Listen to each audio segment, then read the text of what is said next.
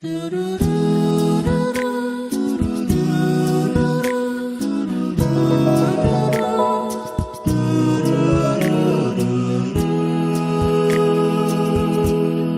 jawab, moderator berhak memilih 1 sampai 2 penanya dan mempersilahkan penanyanya untuk bertanya langsung kepada pemateri dengan open mic.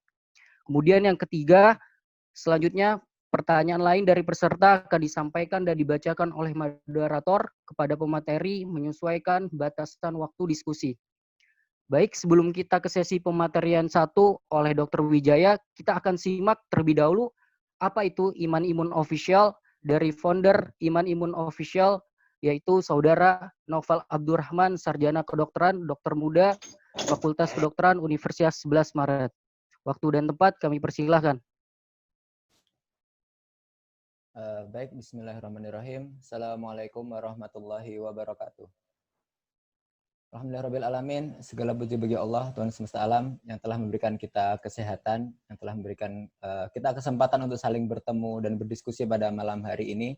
Semoga ini nanti menjadi satu diskusi yang bermanfaat, satu diskusi yang produktif tentu saja, dan semoga tak lupa selawat serta salam tetap kita curahkan kepada Nabi besar baginda Muhammad SAW. Semoga kita menjadi satu dari bagian umat beliau yang mendapatkan syafaat di hari akhir nanti. Baik rekan sekalian, yang pertama yang terhormat kepada pemateri kita, Dr. Wijaya Kusuma, SPKJ MKes, dan juga Ustadz Rosnendia Yuda Wiguna, yang telah meluangkan waktu, meluangkan pikiran, dan meluangkan energi. Begitu luar biasa kedua guru kita pada hari ini mampu menyempatkan di tengah kesibukan beliau, sehingga semoga kita mampu mendapatkan manfaat dan ilmu yang sebesar-besarnya pada malam hari ini. Baik, satu hal yang ingin saya sampaikan teman-teman sekalian, Islam sampai detik ini bisa bertahan bukan karena sebuah struktur pemimpin, bukan karena sebuah struktur pemerintahan. Islam juga bertahan bukan karena sebuah struktur istana atau struktur bangunan yang megah, tapi Islam sampai detik ini bisa bertahan karena turun-temurunnya sebuah ilmu. Dan ilmu itu dalam Islam kita kenal salah satunya sebagai Al-Quran dan Al-Hadis. Maka diskusi kita pada hari ini adalah untuk mewarisi ilmu itu. Untuk mewarisi agar kemudian Al-Quran ini bisa mampu kita kodifikasi, bisa mampu kita sesuaikan tentu saja bahasanya dengan isu-isu terkini, yang salah satu isu yang paling santer pada hari ini adalah tentang LGBT, seperti itu. Semoga pada malam hari ini kita bukan hanya saja memperkaya tentang ilmu pengetahuan, tapi juga mampu mempererat tentang persaudaraan. Mungkin begitu saja dari saya. Semoga kita mampu berdiskusi dengan produktif. Silahkan rekan-rekan sekalian bisa follow Instagram Iman Imun, dan juga nantinya akan di-share materi via YouTube Iman Imun, seperti itu. Tak lupa juga saya sampaikan seperti yang tadi dari rekan moderator, Saudara Ifham, bahwa kita hari ini juga sedang menggalang dana suatu proyek sosial bernama Dokter Lapar. Satu proyek di mana kegiatan sosial ini kita tujukan kepada para penunggu pasien di bangsal kelas 3, di mana kita mengetahui pasien-pasien itu mungkin mendapatkan tunjangan BPJS, tapi sebenarnya tidak dengan para penunggunya. Padahal jika kita tahu para penunggu tersebut mampu berkorban untuk tidak bekerja dan menunggu pasien tersebut berhari-hari, maka kita tergerak bersama Dr. Sukri dan lembaga KON kita untuk kemudian mendonasikan sebagian harta yang kita miliki. Oke, mungkin begitu saja dari saya. Ke depan Iman Imun akan fokus dan concern terkait kajian dan diskusi Islam dan kesehatan. Semoga ini menjadi satu nafas baru di negeri kita, satu nafas baru yang semoga tetap produktif, dan tentu saja untuk ilmu pengetahuan mampu memberikan sumbangsihnya ke depan yang luar biasa. Terima kasih, saya kembalikan ke rekan moderator Ifham. Assalamualaikum warahmatullahi wabarakatuh. Baik, terima kasih banyak kepada Saudara Novel Abdurrahman. Itu kiranya tentang Iman Imun Official. Dan selanjutnya, agar kita mempersingkat acara, kita langsung masuk ke pematerian pertama dari beliau, Dr. Wijaya Kusuma, SPKJ MKes. Beliau merupakan dokter spesialis kedokteran jiwa RSUD Dr. Muardi, yang akan menyampaikan materi mengenai di kursus kesehatan jiwa menyoal LGBT. Langsung saja kepada beliau, waktu dan tempat kami persilahkan. Untuk waktunya dok, punten sekitar 30 menit dok. Oh iya, Assalamualaikum warahmatullahi wabarakatuh. Sebelumnya saya ucapkan terima kasih kepada panitia kajian ya, Saudara Naufal ya, Saudara Naufal Sarjana Kedokteran memberikan kesempatan untuk bisa bergabung di acara yang barokah ini ya, berupa kajian. Dan Assalamualaikum warahmatullahi wabarakatuh buat Ustadz Yuda, saya panggilnya kurang paham, saya manggilnya Ustadz Yuda ya. Baik, sesuai porsi yang diberikan kepada saya, sebelumnya ada sedikit koreksi, jadi saya tidak di Rumah Sakit Muardi, saya mewakili PDSKJI Cabang Solo Raya, jadi kebetulan saya sekretaris PDSKJI Cabang Solo Raya, yang menaungi psikiater se-Solo Raya. Baik, dalam tinjauan yang diminta kepada saya yaitu mengenai gangguan orientasi seksual, LGBT, dan manajemen psikiatrinya secara spiritual dan religi. Mungkin nanti Ustadz bisa lebih banyak berkaitan dengan spiritual dan religi itu sendiri. Ya, slide silahkan. Jadi secara mudah, secara detailnya bahwa ketika seseorang dikatakan sehat itu ya sehat fisiknya, sehat mentalnya, sehat spiritualnya. Itu yang dikatakan bahwa seseorang itu dikatakan sehat yang sempurna atau meliputi unsur kesehatan yang paripurna. Ketika seseorang secara fisik mengalami kekurangan, otomatis dikatakan bisa jadi tidak sehat.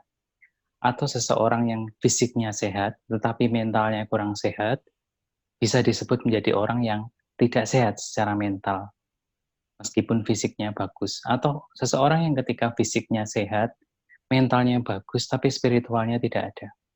Nah, seringkali kita tuh hanya memisahkan, kalaupun dikatakan sehat itu ya sudah sehat, semoga sehat selalu secara fisik. Tapi kita lupa bahwa ada sesuatu yang perlu kita doakan untuk supaya kita tetap sehat. Ya sehat fisiknya, ya sehat mentalnya, spiritualnya juga bagus. Spiritualnya juga sehat. Ya, slide berikutnya. Untuk menegakkan seseorang dalam koridor LGBT ini, memang spektrumnya sekarang semakin meluas. Kita bisa menggunakan PPDGJ, kalau dalam psikiatri, menggunakan PPDGJ atau menggunakan DSM-4. Kenapa DSM-4 bukan DSM-5? Karena DSM-4 masih menyebutkan bahwa bagian dari gender dysphoria ini, yaitu LGBT ini merupakan suatu gangguan kejiwaan. Masih dimasukkan. Jadi ketika seseorang menderita atau masuk ke koridor LGBT, dia disebut pasien. Tetapi di DSM-5 saat ini tidak lagi memasukkan bahwa LGBT ini menjadi bagian suatu gangguan jiwa. Dengan parameter karena DSM-5 itu diciptakan oleh salah satu negara liberal yang cukup kuat, yang itu akhirnya mempengaruhi diagnosis hampir seluruh dunia. Tetapi kembali lagi bahwa untuk mendiagnosis seseorang individu itu bahwa LGBT itu merupakan suatu gangguan jiwa, tidak hanya menggunakan pedoman, tidak hanya menggunakan buku yang disepakati, tetapi kita menggunakan nalar, kita menggunakan pikiran kita menggunakan agama kita menggunakan spiritualitas kita untuk menyebut bahwa ini merupakan suatu gangguan. Meskipun ada banyak, kenapa sekarang bisa berkembang banyak, karena alasannya spektrum LGBT ini dia dikatakan tidak lagi gangguan, karena dia tidak mengganggu lingkungan, berpedoman seperti itu. Tetapi karena kita Muslim dan kita berkembang menggunakan akal kita, menggunakan moral kita, menggunakan akidah kita, bagi kita karena itu tidak sesuai dengan kodrat, sebutannya tetap gangguan. Ya, slide berikutnya. Terlepas dari pemikiran, seseorang menjadi LGBT itu lebih terletak pada mind-nya, terletak pada kognitifnya. Jadi bukan pada kelainan hormonal atau hormon yang harusnya ada di laki-laki lebih banyak di perempuan, misalkan dia eh, lesbian dan sebagainya, sebaliknya ya. Tidak serta-merta seperti itu. Lebih pada pemikiran mereka, lebih pada ke kognitif mereka, lebih pada mereka mind mereka yang bermasalah, yang harus dibetulkan. Karena pikiran yang salah, mind yang salah, kognitif yang salah ini menimbulkan behavior, menimbulkan suatu perilaku yang keliru. Perilakunya macam-macam. Dampaknya seperti yang ada di tampilan PowerPoint itu. Bisa mengakibatkan infeksi menular seksual, jelas, apapun, mau sifilis lah, mau gonore, dan apapun pasti, kondiloma dan lainnya. Dan HIV atau AIDS itu sendiri. Jadi perilakunya yang karena mind yang salah, pikiran yang salah, dia berperilaku keliru. Psikomotornya keliru bertindak. Dia melakukan hubungan intim dengan sesama jenis berganti-ganti mungkin. Nah, akhirnya nih dampaknya. Resiko tertingginya adalah IMS dan HIV. Ya, slide berikutnya. Infeksi menular seksual banyak sekali sebenarnya contohnya ya HIV, ya sifilis, gonore, kondiloma, semuanya, hampir semuanya bisa muncul di situ, sarkoma, kaposis, kapies, pedikulosis, dan semuanya karena uh, otomatis kontak yang dilakukannya kan melalui kontak seksual dan secara langsung menempel, itu mengakibatkan tidak hanya yang berkaitan dengan uh, virus itu sendiri, tapi dengan parasit yang disebutkan di slide itu, ada pediculosis pubis dan sebagainya. Slide berikutnya. Peningkatan angka HIV dan LSL ini sudah sangat tinggi di Indonesia. Datanya seperti itu. Ini adalah data yang terakhir itu 2017. Sudah sangat banyak dan tidak terkontrol. Bisa jadi ini sangat erat kaitannya dengan bagaimana media memberikan dukungan. Media sosial memberikan dukungan terhadap berkembangnya style. Mereka menganggapnya ini sebagai suatu style atau gaya hidup LGBT ini. Jadi tidak serta-merta bahwa ini merupakan pemikiran mereka sendiri untuk tiba-tiba menyukai sesama jenis, tidak. Ataupun tiba-tiba saya kepingin menjadi waria dan sebagainya. Menjadi seseorang yang intinya ketika kodratnya tidak sama, kodrat yang kaitannya dengan identitas diri dan kelaminnya tidak sama. Nah, itu bukan sesuatu yang sifatnya muncul begitu saja, tetapi erat kaitannya bagaimana peer group-nya, bagaimana lingkungan sekitarnya. Mungkin ada seseorang yang kognitifnya bermasalah, berpikirnya dia, saya kok lebih menyukai laki-laki, padahal dia laki-laki. Tetapi karena dia tidak mungkin ada dukungan peer group di sekitarnya yang memiliki pikiran yang sama, yang itu kita bantu. Ketika seseorang sudah lepas dan mereka merasakan, saya tidak menjadi laki-laki yang sebenarnya, atau saya tidak menjadi perempuan yang sebenarnya, karena perasaan saya bla bla bla bla bla alasannya. Ketika mereka bertemu dengan sekelompok atau komunitas yang memiliki rasa yang sama bagi mereka, meskipun itu sebenarnya hasil buah pikiran yang keliru, mereka akan menjadi tambah semakin jauh dari yang kodrat diberikan. Jadi kan jauh dari kodrat yang seharusnya. Ya, slide berikutnya. Ini contohnya. Ini memang sampai di Maret 2017. Saya menampilkan data semacam ini. Data ini masih luar biasa, ini persentase kumulatif dari HIV ya, sudah sampai ke AIDS, maaf. Bukan berarti untuk AIDS ini hanya disumbangkan paling banyak untuk kelainan yang heteroseksual maupun yang homoseksual, di mana itu LGBT, tidak, tetapi memang paling banyak, ternyata persentase kumulatif untuk HIV ini banyak diberikan peran di situ di LGBT. Jadi kasusnya sudah sangat tinggi. Ya, slide berikutnya.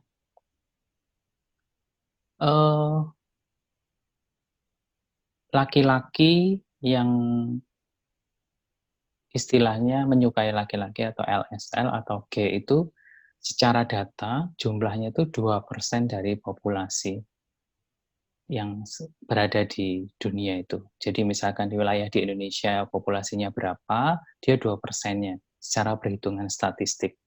Bisa jadi ini merupakan suatu fenomena gunung es yang sangat banyak di bawah permukaan, yang kita lihat hanya yang mungkin berani berekspresi atau di kota yang merasa kebebasannya tidak ada yang mengatur, kebebasannya lebih luas lagi dibandingkan yang di desa, mereka tidak berani berkata-kata dan sebagainya, atau kultur agama dan budaya yang di desa yang masih jauh lebih kuat dibandingkan yang kultur dan budaya di kota yang jauh lebih bebas. Itu mungkin menjadi bagian perhitungan mengapa populasinya ternyata 2%.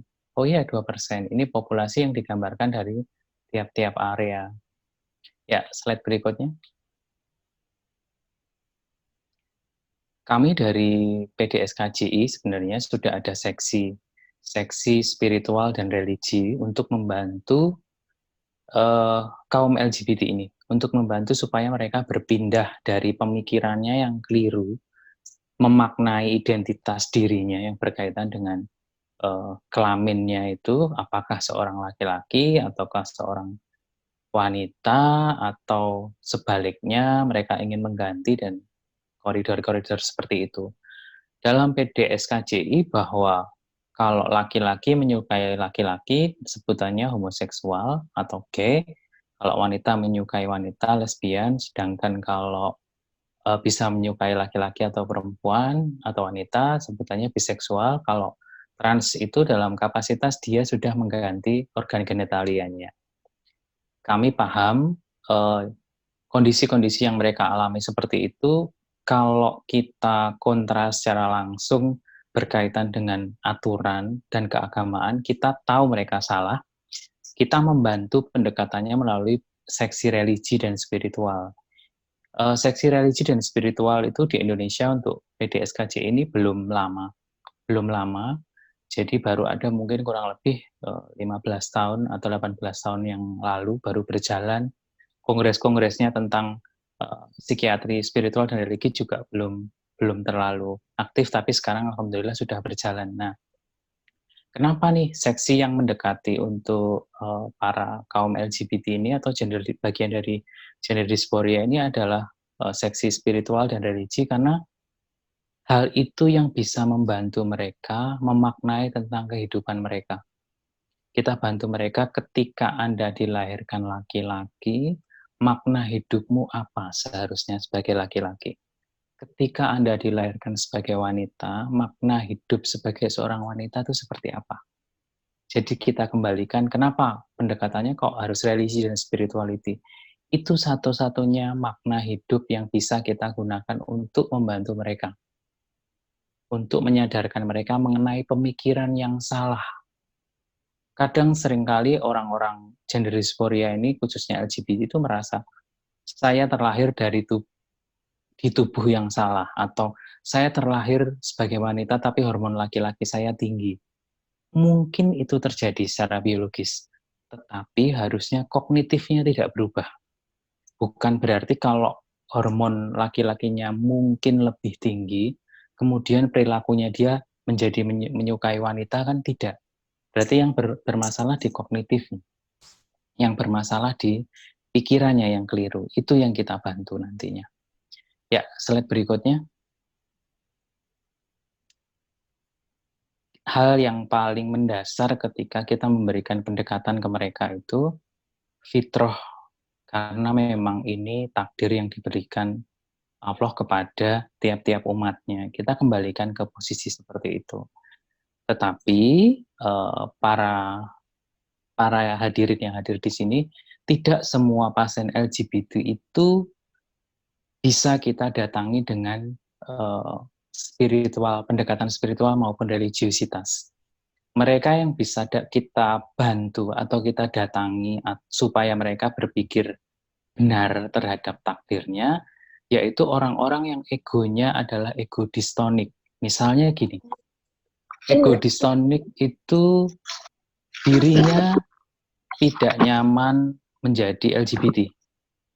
Entah ditekan oleh keluarga, entah tuntutan untuk sudah waktunya menikah, entah karena peran agamanya yang dominan, tetapi dia takut berbicara, ya. Ego distonik itu jika dirinya sudah tidak nyaman dengan kondisi LGBT-nya. Itu yang kita bantu, itu yang baru kita akan pendekatannya seperti itu. Kita pendekatan spiritual dan religinya atau kita arahkan ke psikoterapi. Karena kalau dari psikiater tidak ada obat-obat yang bisa membantu supaya dari LGBT menjadi tidak LGBT. Minum obat ini kemudian kamu jadi normal lagi gitu ya. Itu tidak ada. Tapi kalau dengan psikoterapi pendekatannya ada beberapa modalitas untuk membantu mereka supaya berhijrah ke jalan yang benar sesuai dengan fitrahnya dia. Itu yang kita bantu. Karena apa? Ada juga lawannya distonik itu namanya sintonik. Sintonik itu dia nyaman dengan posisinya sekarang. Nyaman gimana, Dok? Nyaman menjadi lesbian. Nyaman menjadi homoseksual. Ada banyak. Mereka pengen hijrah? Tidak. Mereka tahu fitrah? Paham, tapi tidak.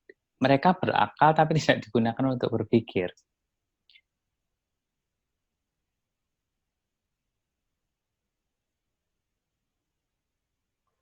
Punten dokter, ke mute. Iya, oke. Jadi yang egonya sintonik, mereka nyaman dengan LGBT yang dia lakukan, behavior dia lakukan. Dia nggak ingin berhijrah untuk menjadi jalan yang diridhoi Allah, nggak ada dia. Dan kita bisa apa? Kita tidak bisa apa-apa dalam kacamata psikiater. Ketika mereka masih merasa nyaman, masih merasa bahagia dengan jalan pilihannya yang salah itu, kita tidak bisa ngapa-ngapain. Tapi kalau dia merasa kurang nyaman, ditekan oleh lingkungan, bahwa dia punya agama yang seharusnya cukup baik, itu bisa melindungi pola pikirnya, itu yang kita bantu untuk kita angkat. Supaya tidak dalam kondisi yang salah. Itu dalam kapasitas psikiater seperti itu. Ya, slide berikutnya.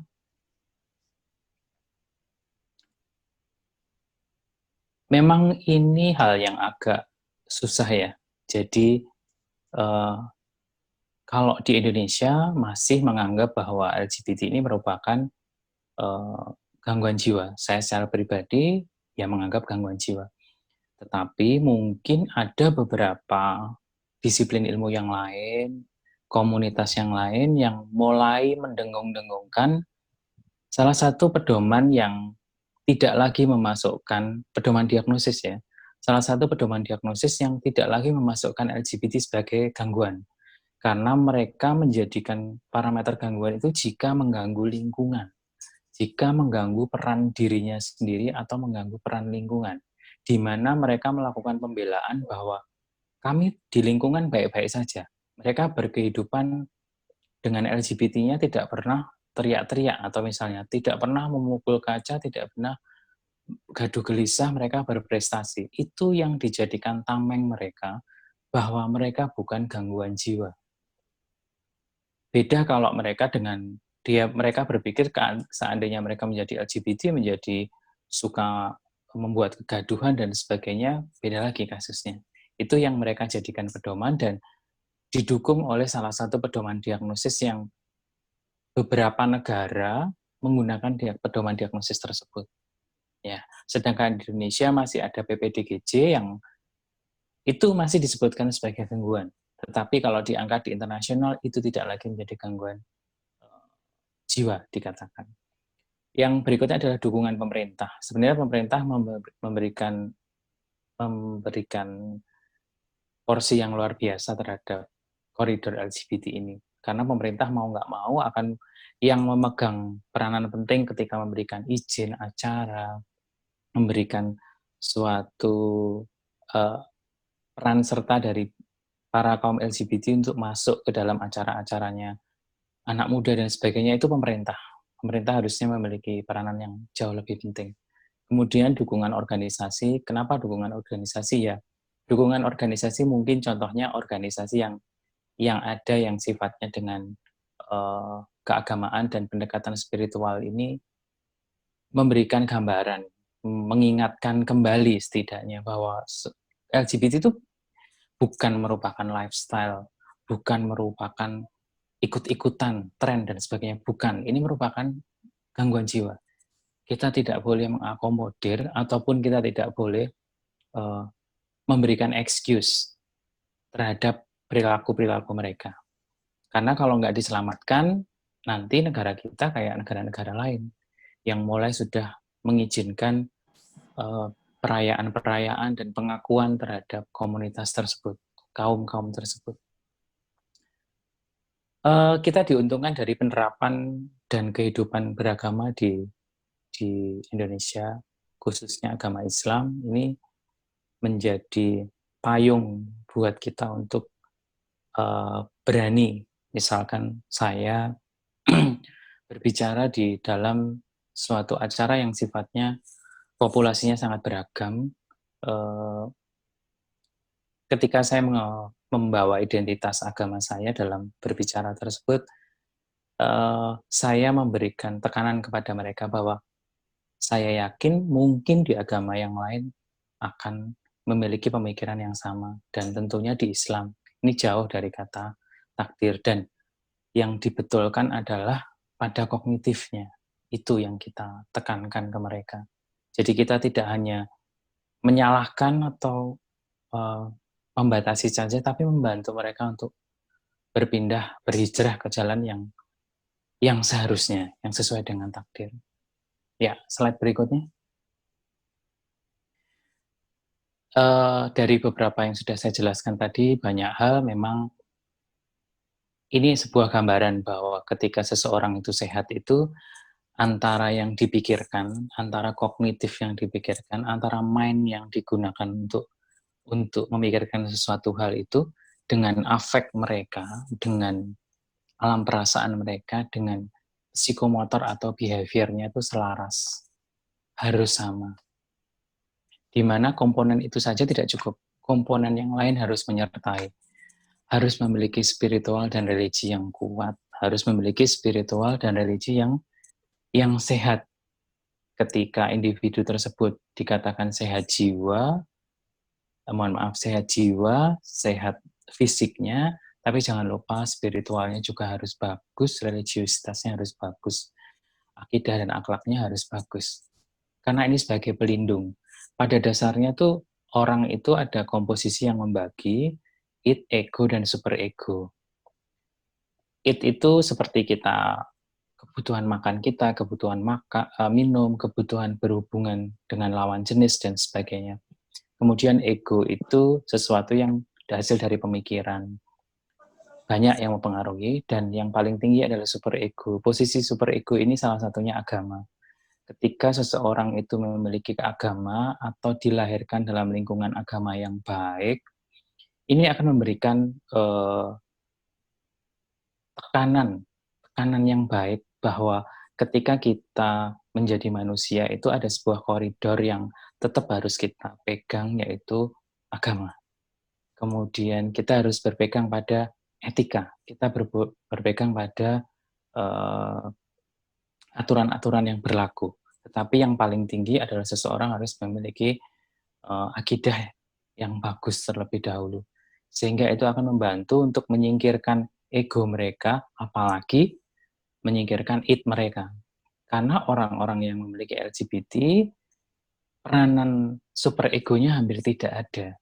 Mereka tidak malu bergandengan tangan dengan sesama jenis, berpelukan di tempat umum.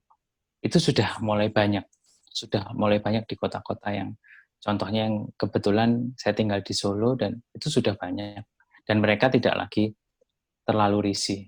Seandainya mereka punya akidah yang bagus, memiliki agama yang bagus, moralitasnya pasti jauh lebih terjaga.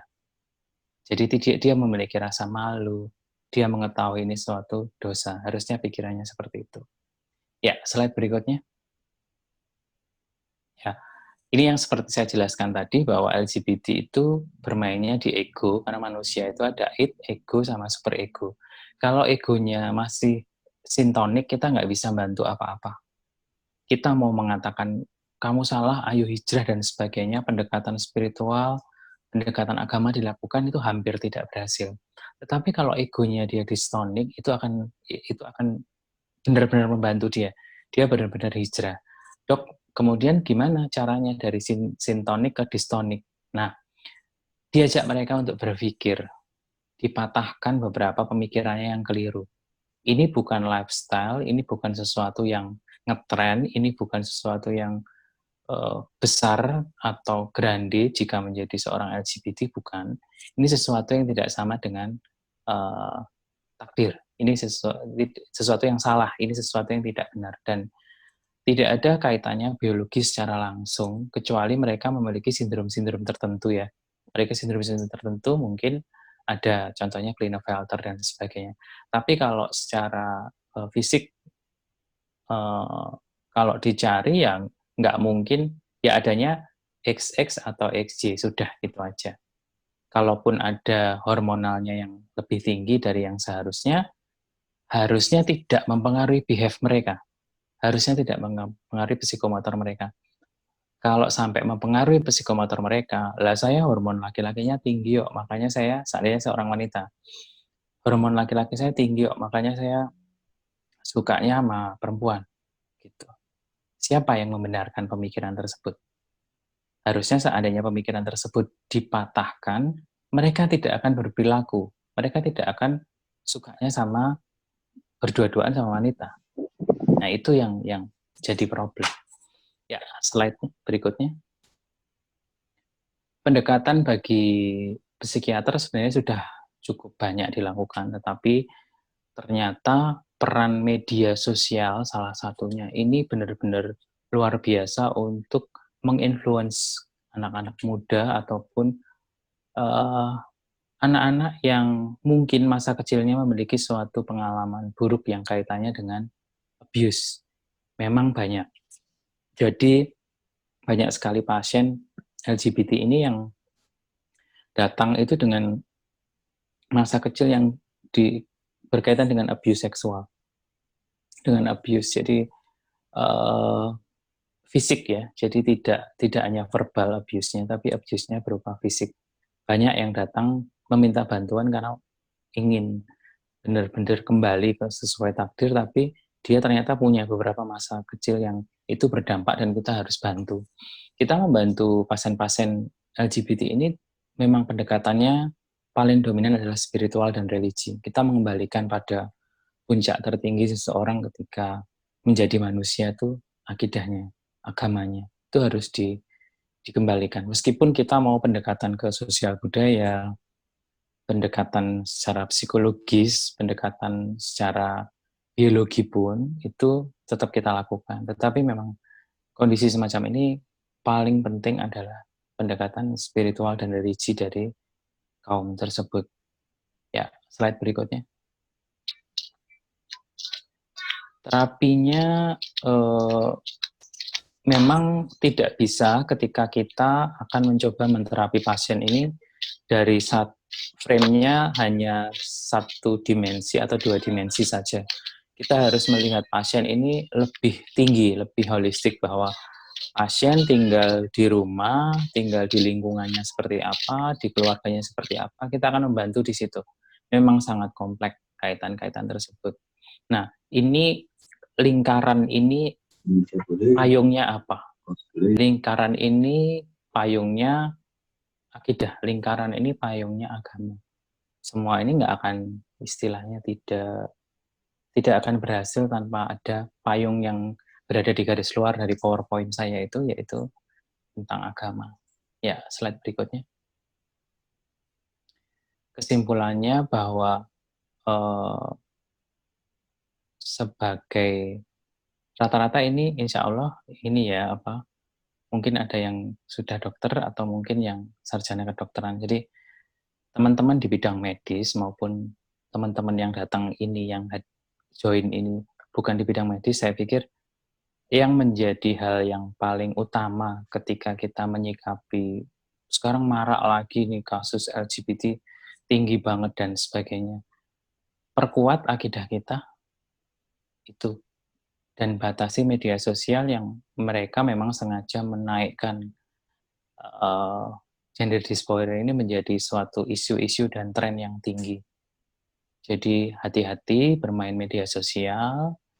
Media sosial saya kurang paham mengapa mereka sangat mengakomodir dengan warna-warna yang diklaim milik kaum gender dysphoria itu, milik kaum LGBT, dan sebuah kayak apresiasi bagi orang yang menempelkan warna-warna itu di media sosial mereka. Jadi hati-hati, hati-hati buat adik kita, generasi kita, calon calon anak-anak kita nantinya, baik yang mas-mas maupun mbak yang ikut hadir di sini, selamatkan generasi kita, benar-benar kita membuat pagar dan melindunginya ini dengan akidah. Ya, mungkin itu moderator. Saya mohon maaf jika ada yang kurang sesuai atau mungkin tidak sama persepsinya, karena persepsinya akan sangat luas sekali berkaitan dengan LGBT ini. Kebetulan saya yang eh, dalam posisi yang menganggap ini adalah merupakan gangguan jiwa, tetap sesuai dengan PPDGJ. Terima kasih moderator. Assalamualaikum warahmatullahi wabarakatuh. Waalaikumsalam. Terima kasih banyak kepada Dr. Wijaya atas materi yang disampaikan. Banyak sekali materi yang sepertinya bisa didiskusikan dan dicatat. Seperti mungkin tadi dari penjelasan mengenai sehat itu apa. Sehat adalah secara fisik, mental, spiritual, sosial yang memungkinkan seseorang menjadi produktif secara sosial dan ekonomis. Kemudian juga adapun untuk pendekatan pada orang-orang dengan LGBT ini bisa dilakukan dengan pendekatan yang paling penting adalah religi, kemudian spiritual. Sisanya seperti pendekatan psikiatri. Dan untuk pendekatan religi kita bisa melalui fitrah adalah citra asli dari Allah Subhanahu wa taala dengan menjelaskan hal tersebut. Nah, namun untuk religi dan spiritual ini tidak semua orang LGBT bisa kita sampaikan seperti itu, namun yang memiliki ego yang bisa dikendalikan tentunya dan sudah memiliki pemikiran untuk kemudian berubah seperti itu ya. Dan kemudian peranan dari pemerintah, organisasi serta penerapan kehidupan beragama bisa menjadi solusi untuk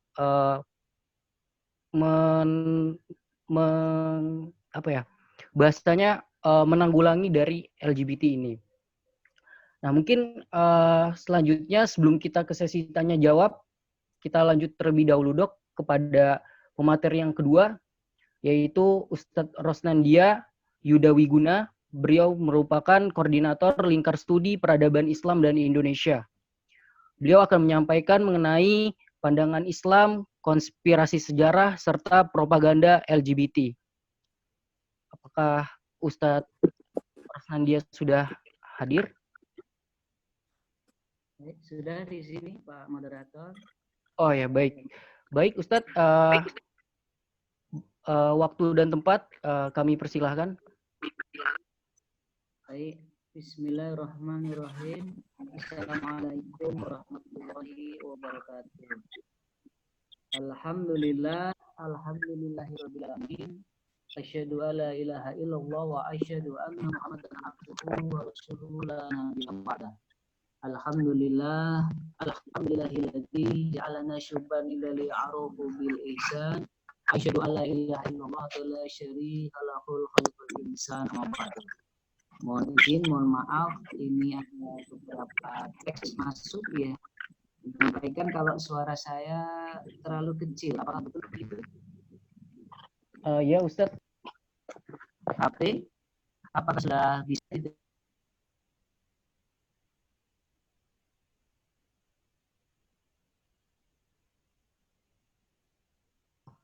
Punten Ustadz, termute. Suaranya sudah? Sudah Ustadz. Masih kecil atau sudah besar? Sudah lumayan terdengar Ustadz. Sudah dengar nggih? Iya, boleh saya lanjut? Iya, mangga Ustaz. Bismillahirrahmanirrahim. Alhamdulillah. Alhamdulillahirabbil alamin. Asyhadu an la ilaha illallah wa asyhadu anna Muhammadan abduhu wa rasuluhu la nabiyya ba'da. Alhamdulillahilladzi ja'alana syuban ila liya'ruhu la ilaha illallah wa asyhadu anna Muhammadan abduhu wa rasuluhu la nabiyya ba'da. Allah Al-Qur'an al-Azim. A'udzu billahi innahum fityatun amanu bi rabbihim wa zidnahum huda. Wa qala aidan qala rabbi unsurni 'alal qaumil mufsidin. Wa qala Rasulullah Muhammad sallallahu alaihi wasallam la yanduru rajulu ila auratil rajul walal mar'atu ila auratil mar'ah.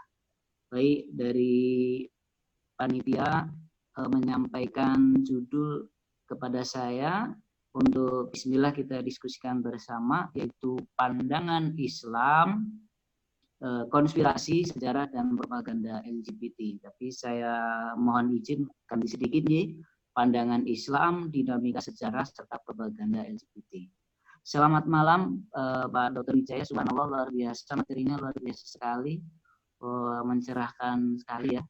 Dan selamat malam semuanya juga, senior di kepolisian dan para mahasiswa, juga para teman-teman dokter dan masyarakat umum yang mungkin juga mengikuti diskusi kita pada malam hari ini. Sebetulnya saya belum banyak punya kapasitas ya, tetapi kemarin disenggol sama panitia agak mendadak kemarin ya. Ya nanti mohon doanya semoga bisa lancar, bisa dituntun oleh Allah. Apa yang kita diskusikan ini semoga bermanfaat untuk semua.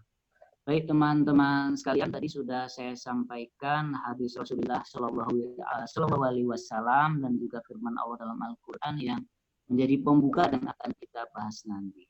Teman-teman sekalian, mohon slide berikutnya dari panitia. Ada Thor ya, slide berikutnya, next.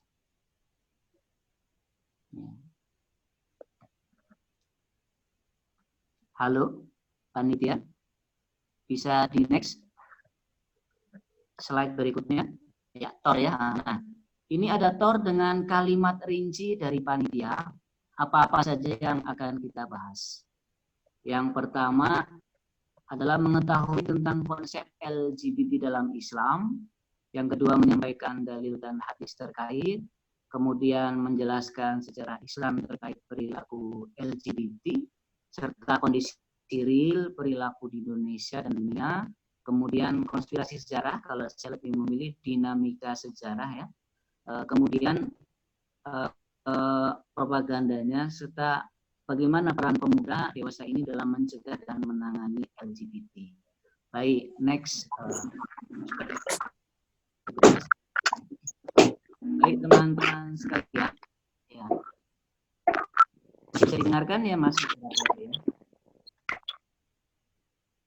Bisa lanjut? Ya. Bisa Ustadz. Next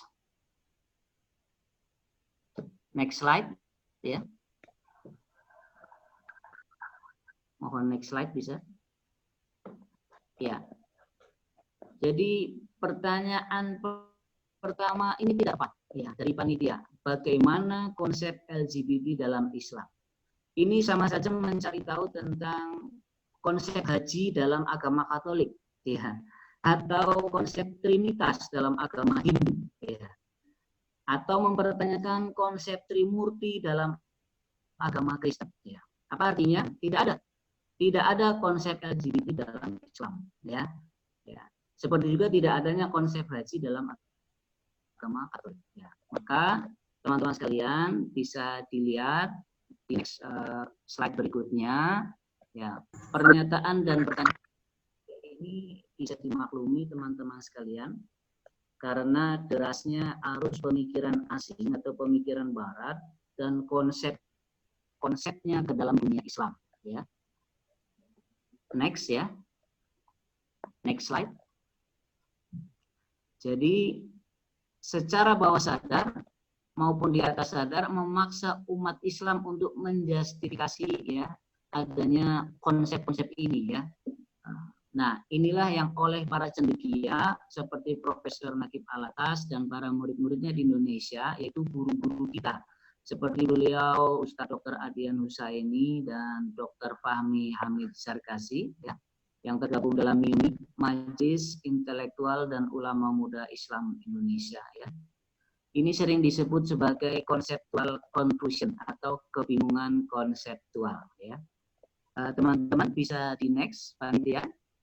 Iya, nah ini dia. Jadi pertanyaan dari panitia itu saya ulangi, tidak ada ya, konsep LGBT dalam Islam tidak ada. Ya. Ini bisa dipahami ya, panitia dan teman-teman semua ini mungkin mengalami conceptual confusion. Ya. Next lagi teman-teman, ya, yang ada dalam Islam adalah pandangan Islam, ya, atau perspektif Islam terhadap fenomena LGBT, ya. Bagaimanakah Islamic worldview atau perspektif Islamnya dalam memandang LGBT, ya. Nah, kenapa teman-teman kita sebagai Muslim, yang Muslim ya, yang Muslim, kenapa kita perlu menggunakan Islamic worldview untuk melihat hal ini, ya? Karena ini adalah manifestasi syahadat kita, ya. Analoginya kalau kita pemain bola ya cara menjalankan bolanya itu adalah cara olahraga sepak bola, nggak bisa pakai cara olahraga basket. Kalau di Beckham terus ya handsball terus, melanggar aturan ya. Atau bermain basket bila cara menguasai bolanya ya seperti cara orang main golf ya, nanti sticknya nggak kuat ya. Maka mari kita lihat pandangan Islam itu. Bukan panduan ya, tapi pandangan Islam bagaimana? Bagaimana pandangan Islam terkait LGBT? Nah, mari kita lihat teman-teman, next slide ya, mohon nextnya panitia. Para ulama fikih bersepakat ya, mengharamkan homoseks ya, mengharamkan homoseks. Berdasarkan Al-Quran dan hadis, juga berdasarkan kaidah fikih yang mengatakan hubungan seks pada dasarnya adalah haram, sehingga ada dalil atau ada sebab-sebab yang jelas ya, yang yakin tanpa keraguan untuk menghalalkannya, yaitu apa? Yaitu akad nikah. Nah, mohon diingat, karena umumnya pelaku LGBT tidak melalui akad nikah juga ya, baik yang lesbian maupun gay ya, maupun bisex ya. Bisex berarti dua ya, kalau dua berarti kan nggak mungkin itu dengan pernikahan juga, kemudian transgender gitu ya. Nah, nanti kita akan bahas ya, ini perlu digarisbawahi dulu ya. Next slide ya. Sekarang kita lihat bagaimana masing-masing dalam pandangan Islam. Yang pertama lesbian dulu ya. Lesbian di dalam Islam disebut di dalam kajian para ulama disebut sebagai al-sihaq ya, yang berarti perempuan yang melakukan hubungan seksual dengan sesama perempuan. Ada yang menyamakannya dengan female homoseks ya. Ini birahi ya. Kemudian merasakan kelezatan dalam berhubungan sama jenis di wanita itu ya. Kemudian berikutnya hukum sihaq atau lesbian ya, disampaikan oleh Ahmad Abdul Muhammad Al-Khidir bin Salim Al-Limbori Al-Mulki adalah haram berdasarkan dalil hadis Abu Sa'id Al-Khudri ya. Bisa dilihat next-nya ya. Next slide Mas. Nabi bersabda dalam riwayat Imam Muslim nomor 338 itu, la yang duru rojulu ila aurati rojul walal mar'atu ila auratil mar'ah ya. Janganlah seorang lelaki melihat aurat lelaki lainnya, dan jangan pula seorang wanita melihat aurat wanita lainnya. Nanti pada hubungan puncak seorang homo atau seorang lesbian itu pastikan mereka akan juga saling berhubungan fisik ya. Dimulai dari naksir-naksir dulu ya. Setelah itu kemudian ada peningkatan usaha-usaha peningkatan kepuasan. Nah, next slide. Kita sekarang bahas tentang gay. Gay di dalam pandangan Al-Quran, di dalam pandangan Islam, dalam kajian-kajian fikih para ulama, gay itu disebut al-liwat ya, yang berarti yaitu orang yang melakukan perbuatan seperti perbuatan kaum Nabi Lut, yang perilakunya disebut al-luti ya. yang berarti laki-laki yang melakukan hubungan seksual dengan laki-laki. Ya. Nah, dalam pandangan Islam sangat jelas sekali. Dalam surat Al-A'raf ayat 81, Allah Subhanahu wa taala berfirman, "A'udzu billahi minasyaitonir rajim. Bismillahirrahmanirrahim. Innakum lata'tunar rijala syahwati min dunin nisa'i bal antum qaumun musrifun." Sesungguhnya kalian mendatangi lelaki untuk melepaskan hawa nafsu kalian kepada mereka. Kok malah bukan kepada wanita? Nah, malahan inilah kalian, ini adalah kalian kaum yang melampaui batas. Disebut sebagai musyrifin, ya, seorang homoseksual, ya. Melalui batas dalam hal ini menurut Al-Bukhari adalah melampaui batasan yang halal beralih kepada yang haram. Next slide. Ya. Pada slide selanjutnya, ya. Nah, ini teman-teman sekalian, mohon di next slide-nya. Ya, ini tadi ya. Jadi sangat jelas sekali ya di Al-Quran, firman Allah langsung ya, mengingatkan tentang itu. Yang pertama, gay itu dipandang sebagai musyrifin. Next slide, ya. Yang berikutnya, ya, Allah juga berfirman dalam surat Al-Ankabut, Nabi Lut menceritakan tentang doa Nabi Lut yang nanti akan kemudian dikabulkan oleh Allah. Sudah saya sebutkan di pembukaan acara tadi, yaitu qala rabbi unzurni 'alal qaumil mufsidin. Ya Allah, ya Tuhanku, tolonglah aku ya atas kaum yang berbuat kerusakan, ya. Maka orang-orang homoseksual ya itu juga disebut mufsidin. Tadi musrifin, sekarang ini mufsidin, berbuat kerusakan. Dan di dalam surat yang lainnya, di surat Al-An'am masih di ayat yang lainnya, yaitu pada ayat 31, ya, itu disebut sebagai zolimin, ya, orang-orang yang zolim. Dan kemudian next sudah ada pula disebut oleh Allah sebagai kriminal atau mujrimin, ya, dalam surat Al-A'raf 80, ya. Wa amtarna alaihim madara fandur kaifa kana akibatul mujrimin, ya. Maka perilaku ini di dalam pandangan Al-Quran disebut juga sebagai perilaku kriminal bahkan, ya, atau disebut penjahat seksual lah, ibaratnya begitu, ya. Karena menyalurkan hasrat mereka di tempat yang terlarang, ya. Mungkin para dokter sudah tahu. Inilah gay dalam pandangan Islam disebut sebagai mujrimin atau kriminal, kemudian zolimin, orang yang zolim, kemudian musyrifin, yaitu orang yang apa tadi namanya, berperilaku melampaui batas. Kemudian sekarang biseksual. Next, biseksual ya kita sudah sama-sama tahu adalah individu yang menikmati hubungan emosional dan seksual dengan orang dari kedua jenis, baik kelaminnya maupun pria maupun wanita. Hukumnya jelas haram karena biseksual pasti mereka tidak melalui akad nikah. Kalaupun ada akad nikah, misalnya seorang sudah menikah, tetapi hubungannya yang satunya pasti tidak.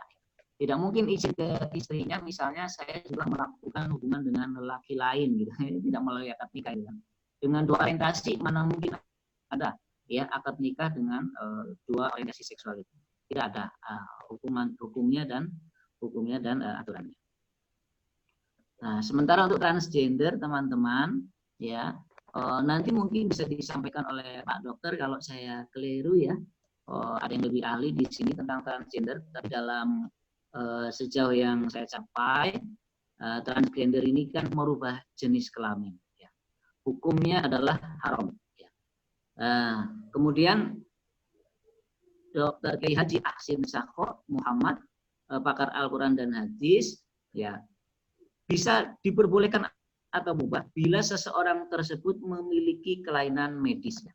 Jadi Allah menciptakan setiap ciptaannya serba sempurna, tetapi ada juga kejadian yang menyebabkan seseorang tidak sempurna seperti bibir sumbing atau juga misalnya ada kelamin ganda. Nah, itu butuh operasi. Nah, teman-teman sekalian, minta tolong di next ya.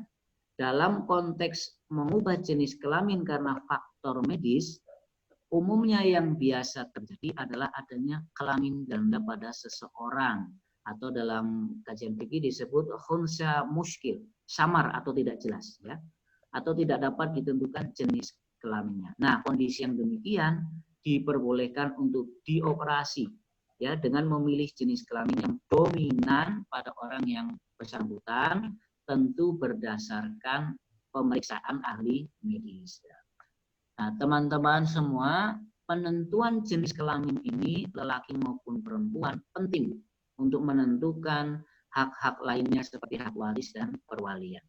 Jadi syariat kita masih sangat mengakomodir ya ketika ada memang yang sesuatu yang di luar kendali manusia begitu ya. Nah, maka teman-teman bisa dilihat di next slide ya. Bahwa menurut Kiai Haji Asin tadi yang pakar hadis dan Quran menyampaikan ya sebelum dioperasi pun orang yang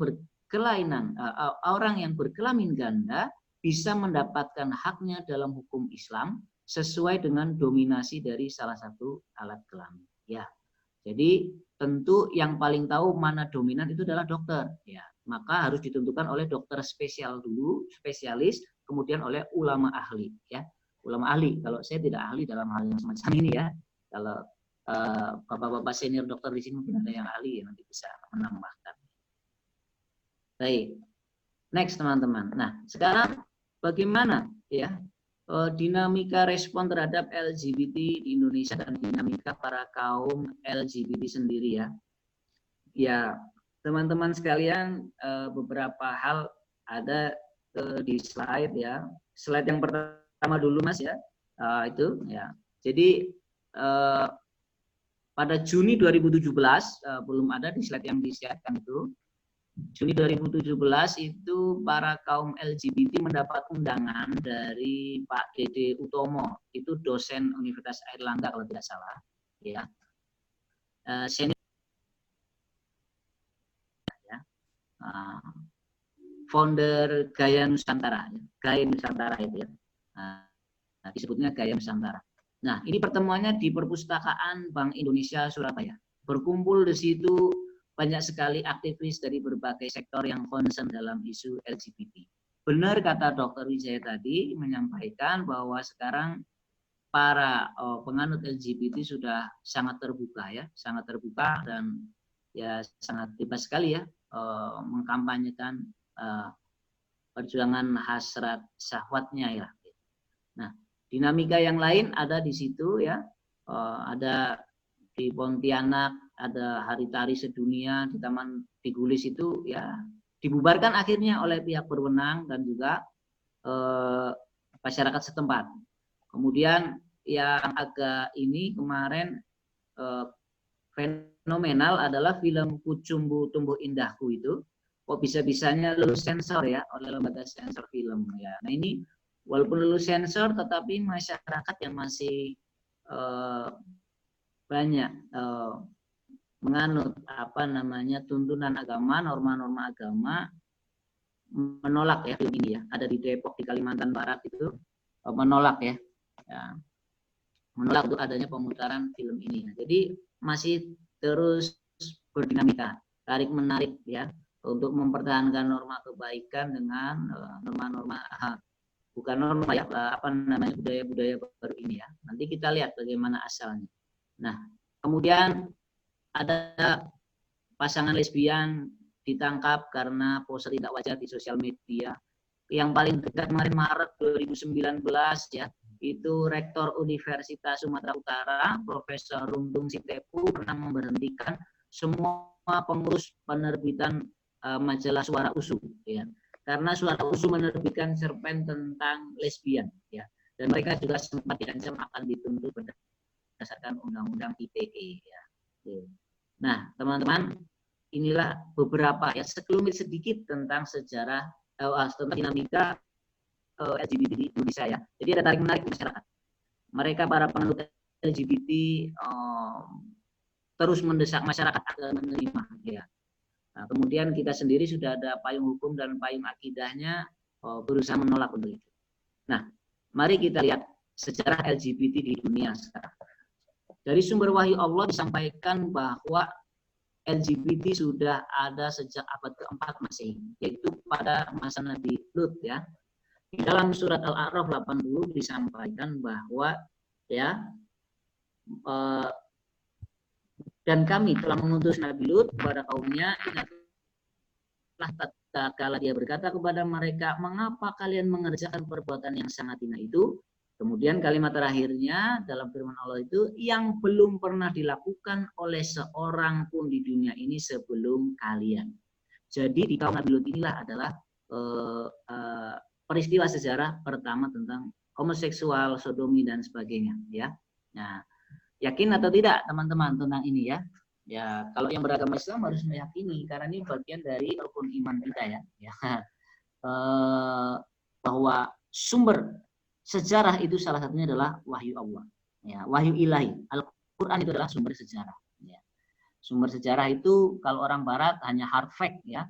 Ada bangunan, ada candi, ada prasasti, begitu enggak. Kalau orang Islam sumber sejarahnya itu juga ada wahyu dan hadis ya. Dan sekarang banyak sekali ilmu pengetahuan yang mengkonfirmasi kebenaran Al-Quran ya. Di dunia kedokteran misalnya yang pernah saya dengar adalah tentang menyusui ya, masa menyusui 2 tahun, nah itu yang ideal gitu kan, itu sudah ada dalam Al-Quran. Dan dunia kedokteran baru mentahsisnya mensosialisasikannya di akhir-akhir ini ya, di abad ini. Baik teman-teman sekalian ya, makam Lut ada di Palestina ya. Nah di daerah Bani Naim Palestina itulah sejak sebelum Islam ya disebutkan abad keempat bahwa ada yang namanya Nabi Lut ya dan kaumnya ya di sana. Jadi abad 4 Masehi. Nah, nama Lut sendiri disebutkan 27 kali dalam Al-Qur'an, teman-teman bisa dilihat slide-nya ya. Juga di dalam kitab suci yang lain ya. Silakan next ya. Artinya tentang cerita perbuatan kaum Nabi Lut ini juga disampaikan di kitab-kitab yang lain. Di Al-Quran sendiri sering ya disebutkan ya sebanyak 27 kali ya. Nah, next slide teman-teman. Nah, sekarang yang menjadi pertanyaan seperti juga sudah disinggung oleh Dr. Wijaya tadi adalah LGBT di era ini. Mengapa saat ini kemudian menjadi demikian marak ya? Dan seakan memiliki full power gerakan untuk memaksakan keberadaannya di tengah masyarakat ya. Nah, karena LGBT ini adalah tuntutan tentang equality ya, tentang persamaan atau kesetaraan. Next slide ya. Dan equality ini ya adalah tuntutan dari paham posmo atau postmodernisme ya. Jargonnya itu saya terdengar persamaan adalah keadilan ya. Menurut para penganutnya ya, kerja untuk menyetarakan adalah kebaikan ya. Dan membela dan membeda-bedakan adalah itu kejahatan ya. Jadi harus sama ya. Saya pengen begini ya harus sama hak saya. Saya mau senang sesama jenis ya harus boleh. Saya mau senang 2 jenis ya boleh dong. Sama saja lah yang penting. Jangan dibeda-bedakan. Pengennya begitu ya. Ini ciri dari dunia posmo. Teori untuk menyamanya. Punten Ustaz, waktunya tinggal 2 menit lagi Ustaz. Oke ya, emang panjang sekali ya materinya ya. Baik teman-teman sekalian, ya ini doktrin penting dari postmodern. Faktanya dari langsung saja ke sini saja. Kemana ya? Sekilas tentang postmodernisme. Coba minta tolong slide dibuka Mas, sekilas tentang postmodernisme. Iya. Tor dari panitia lumayan panjang jadi ya. Sekilas tentang postmodernisme. Ya, lagi, satunya lagi. Ya, stop di situ. Ya. Jadi teman-teman ini tentang postmodernisme ya. Konsep postmodernisme ini lebih menekankan pada emosi daripada rasio, media daripada isi. Ini jawaban dari singgungan yang disampaikan oleh Dr. Wijaya tadi. Tanda daripada makna. Jadi media ini ya.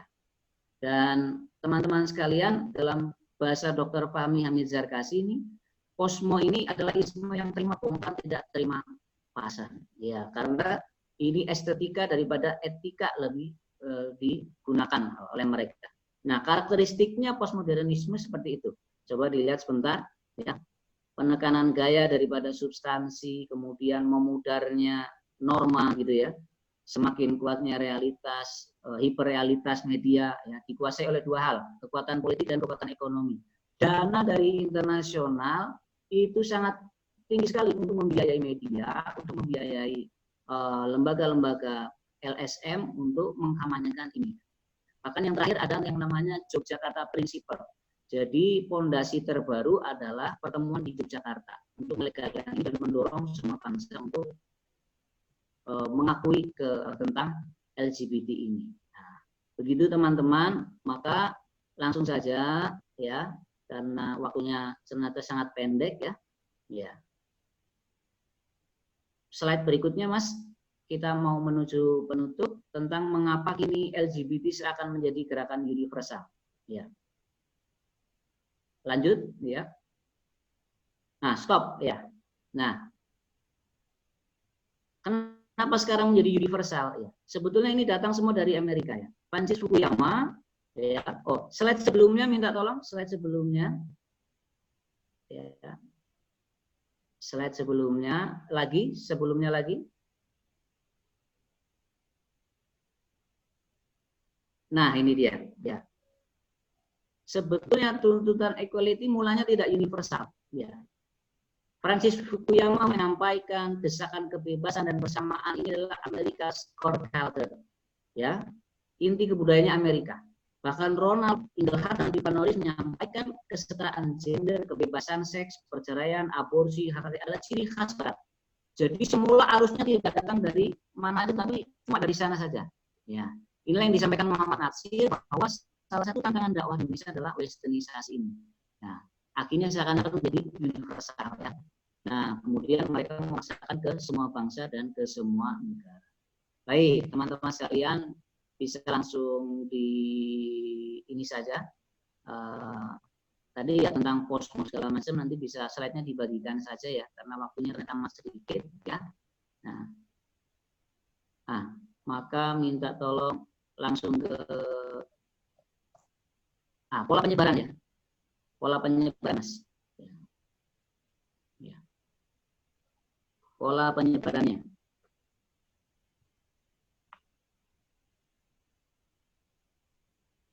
Ya, ini dia pola penyebaran, betul ya. Nah,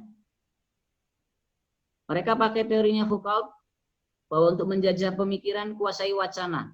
Maka sangat deras sekali mereka menguasai media dan tulisan-tulisannya di internet di mana saja ya. Kemudian melobi para stakeholder medsos ya untuk ikut mengkampanyekan gitu ya. Maka kita harus deras juga untuk mengimbangi mereka ya. Jadi semua bangsa dan agama didorong kencang untuk bicara tentang kesetaraan dan equality ini ya.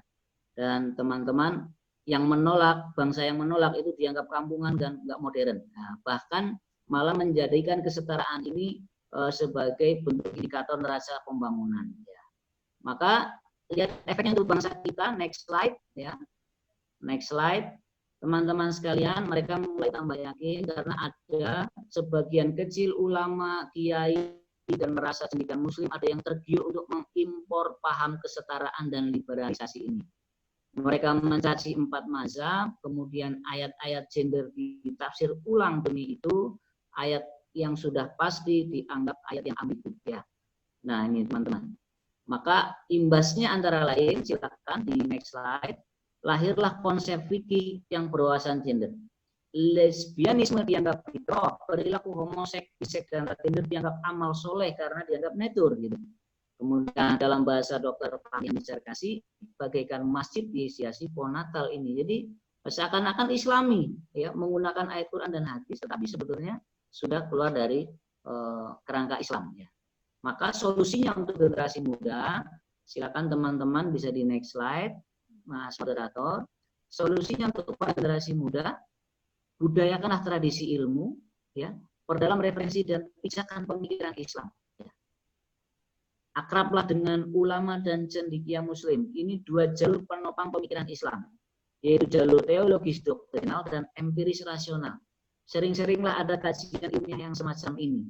insya Allah ilmu pengetahuan ya akan sering mengkonfirmasi kebenaran Al-Quran. Ya, bagaimana efeknya untuk kesehatan, bagaimana efeknya untuk masyarakat dan kejiwaan, gitu ya.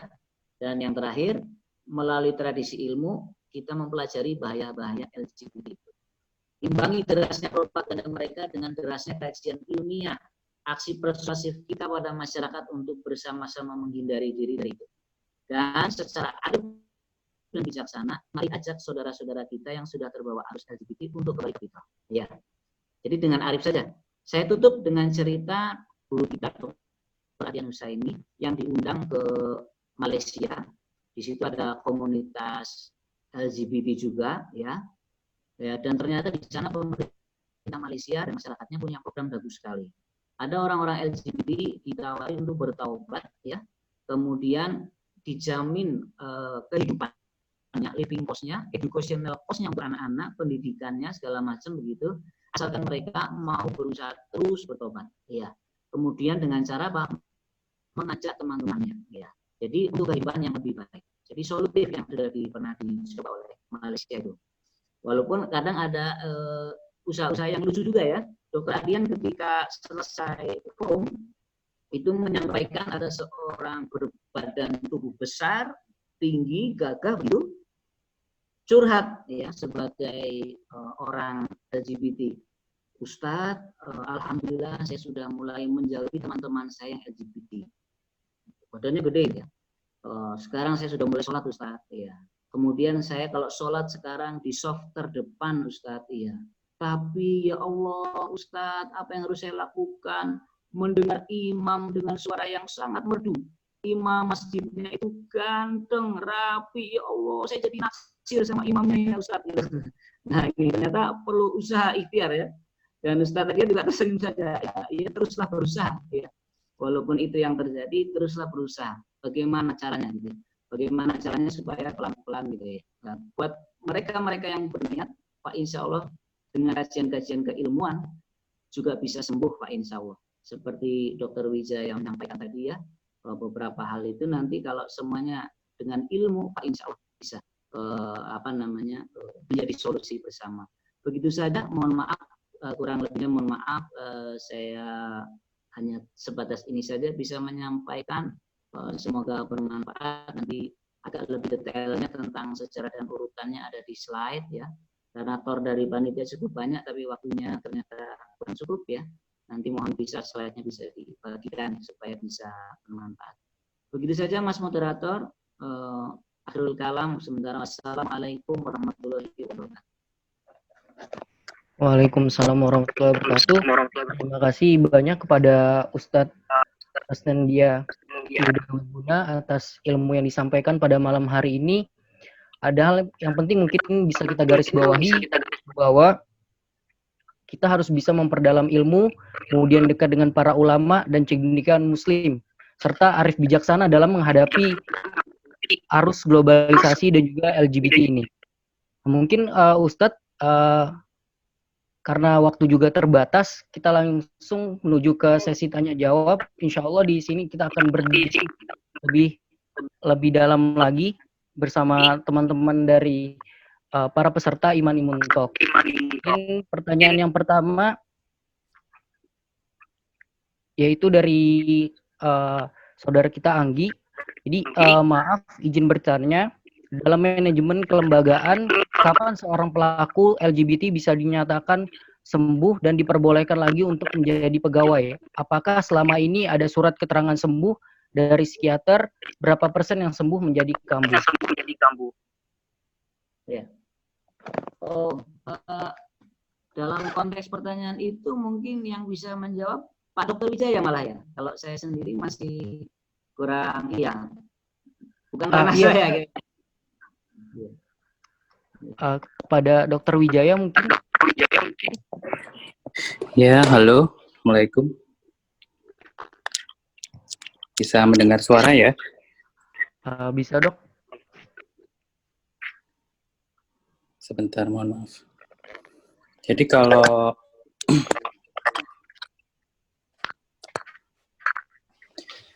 kalau untuk sembuh itu masih sekali lagi bahwa parameternya sembuh itu dalam LGBT itu di Indonesia belum ada surat atau keterangan yang menyatakan dia sembuh dari LGBT.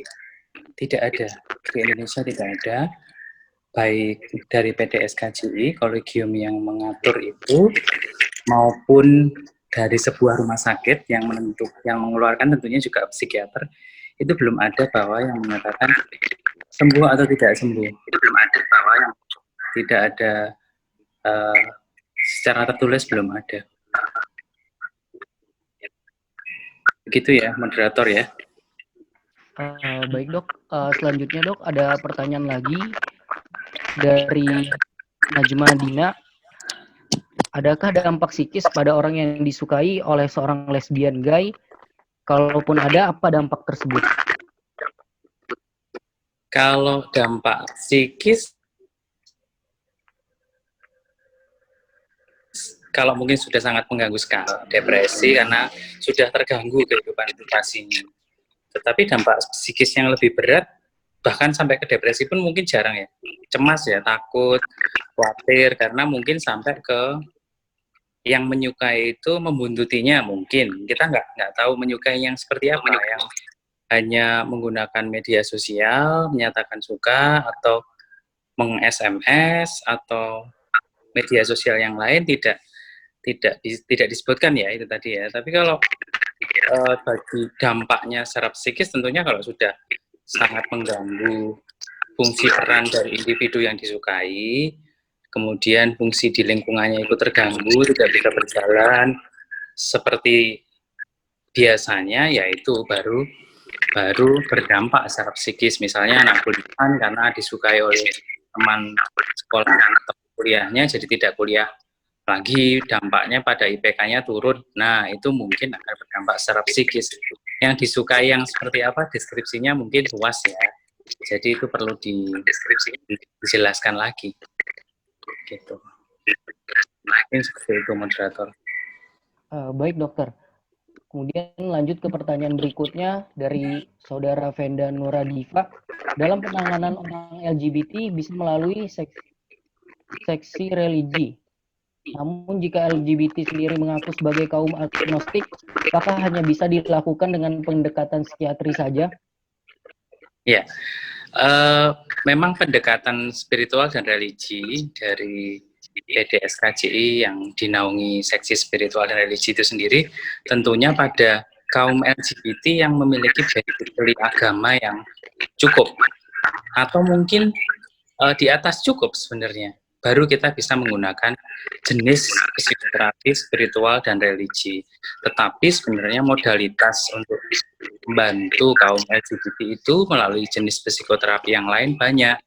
Jadi tidak hanya yang kalau agamanya jelek, ya kita bisa menggunakan modalitas psikoterapi yang lain. Jadi tidak melulu menggunakan spiritual dan religi. Ya. Baik dokter. Selanjutnya pertanyaan untuk Ustadz dari Anggi. Maaf Ustadz dan dokter, kok ini jadi dua. Izin bertanya, apa saja upaya pencegahan yang bisa dilakukan di lingkungan pondok pesantren? Mengingat dalam berita pelaku seringkali adalah petinggi ponpes dan kita tidak bisa menjamin korbannya tertular tanda kurung menjadi menyimpangnya kecenderungannya. Kamar tidur ponpes juga umumnya padat. Mungkin dari Ustadz terlebih dahulu bisa menjawab pertanyaan dari Anggi. Berita tentang semacam itu tidak hanya di ponpes ya, tetapi juga di keasramaan di agama lain ya. Karena pola pemisahan ya, yang pemisahan gender ya, itu berkilat.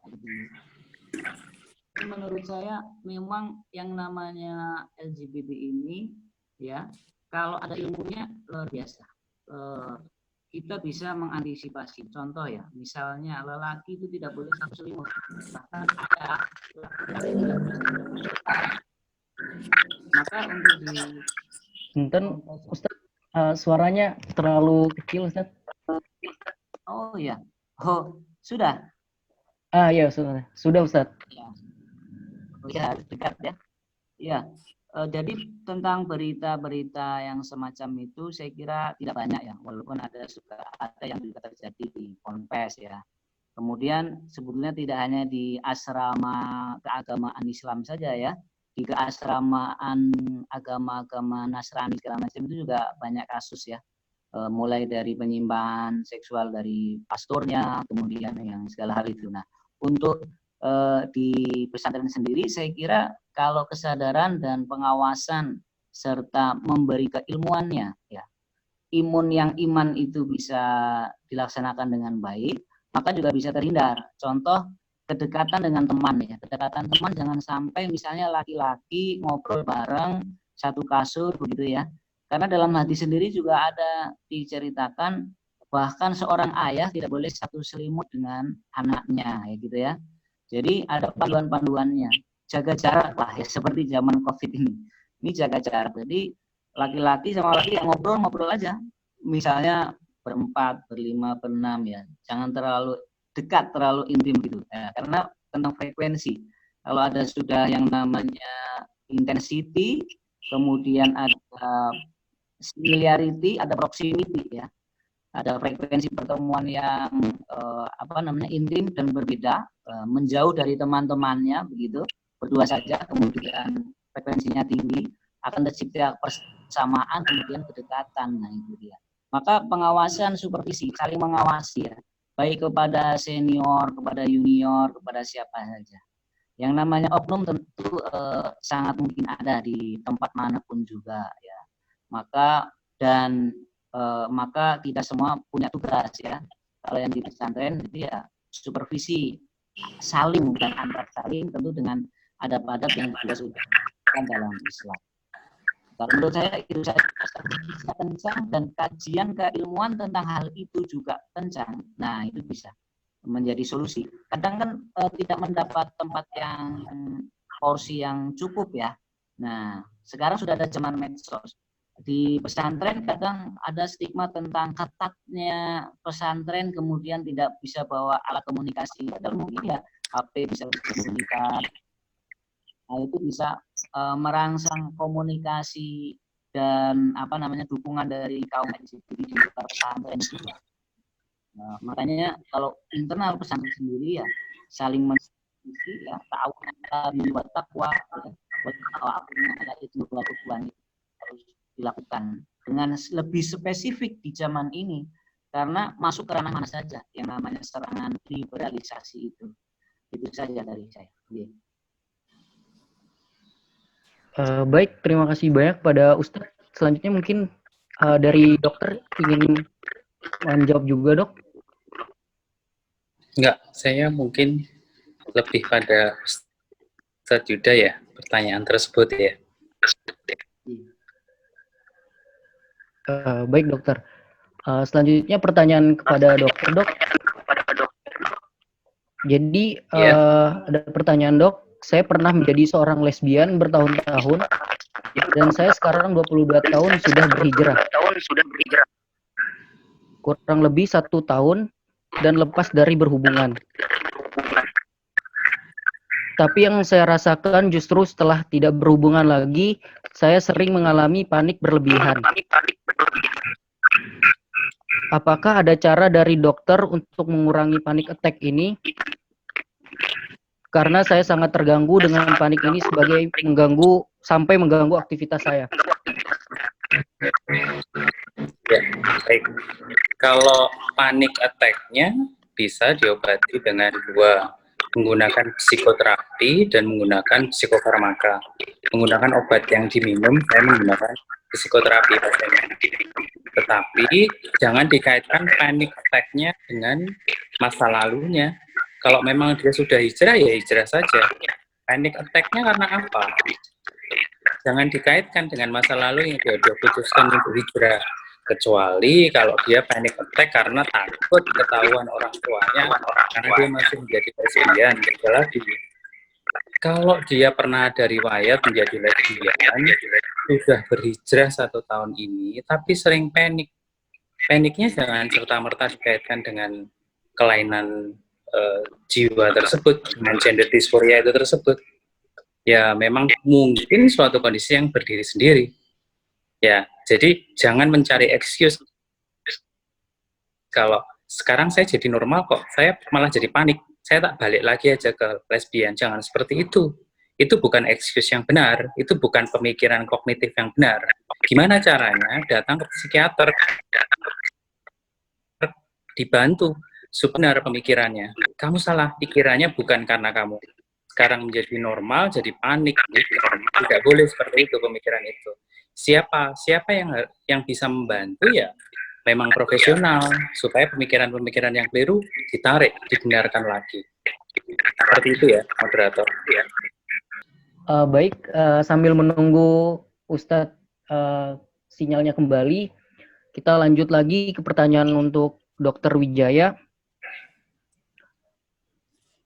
Dari saudara Najmadina, Afwan mau bertanya, Dok, apakah dampak psikis pada orang yang disukai normal oleh seorang lesbian atau gay? Kalau ada, apa dampak tersebut? Jazakumullah khairan katsiran, Dok. Dampak psikis yang didapatkan dari orang yang disukai dari orang yang mengalami gangguan jiwa, atau maksudnya gimana, moderator? Motornya seperti apa? Kalau ada seseorang disukai oleh seorang LGBT, dampaknya seperti apa? Dampak psikis. Iya, Dok.